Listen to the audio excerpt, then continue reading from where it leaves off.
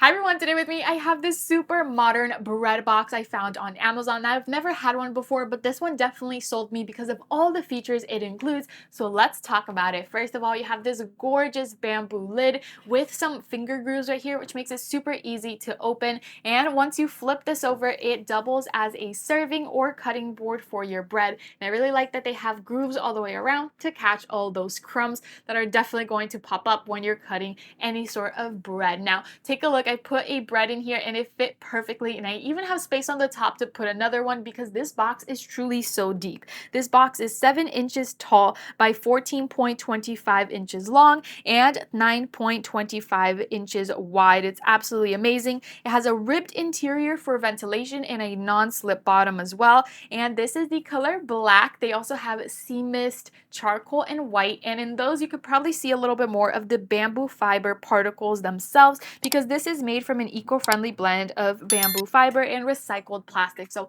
not only am I helping to save the world just a little bit, but I can also display my bread beautifully, have an easy way to cut it, and I absolutely love this. This is definitely a must-have for my kitchen because let's be honest, life is butter with bread.